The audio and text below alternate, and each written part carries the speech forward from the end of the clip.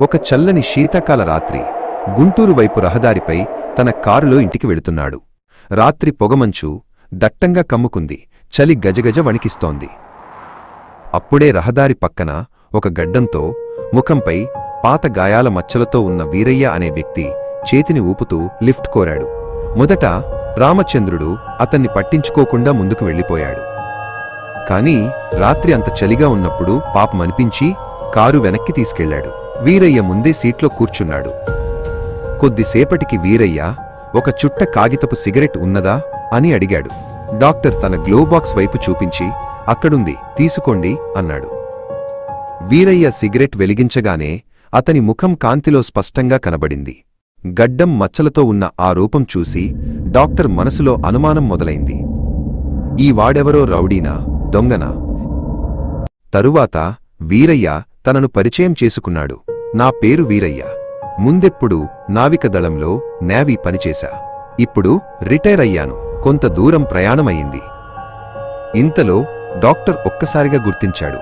తాను ఎప్పుడూ ధరించే గడియారం, వాచ్ గ్లోబాక్స్లో పెట్టి మర్చిపోయానని. వెంటనే ఆయన కళ్ళు వీరయ్య ఎడమ చేతివైపు పడ్డాయి. అక్కడ అదే వాచ్ మెరుస్తోంది. డాక్టర్ గుండె గప్పమనిపోయింది. ఇదిగో, గ్లోబాక్స్ నుండి నా వాచ్ దొంగిలించాడు.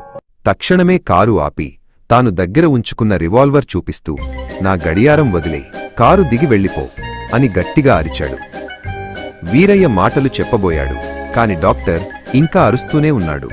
భయంతో వీరయ్య వాచ్ను గ్లోబాక్స్లో వేసి నిశ్శబ్దంగా కారు దిగి వెళ్ళిపోయాడు.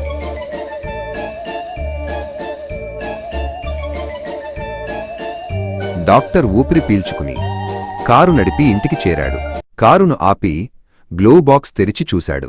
అక్కడ ఒక్క వాచ్ కాదు, 2 వాచ్లు ఉన్నాయి. ఒక వాచ్ అతనిదే. మరొక వాచ్ వెనుక భాగాన స్పష్టంగా చెక్కబడి ఉంది, వీరయ్య, నావికదళం, 1980. అప్పుడే డాక్టర్ గ్రహించాడు తాను అనుమానం పెట్టి మంచివాడిని అవమానించాడని. మరోవైపు వీరయ్యకు అనిపించి ఉంటుంది, ఈ డాక్టర్ నా వాచ్ దొంగిలించాడేమో. అలా ఇద్దరూ ఒకరినొకరు దొంగలు అనుకున్నారు. నీతి: మనిషి రూపం చూసి తీర్పు ఇవ్వకూడదు. అనుమానం ఎన్నో అపార్థాలకు దారితీస్తుంది. నిజం తెలుసుకోకముందే తీర్పు ఇవ్వడం మంచివారిని కూడా చెడ్డవారిగా చూపిస్తుంది.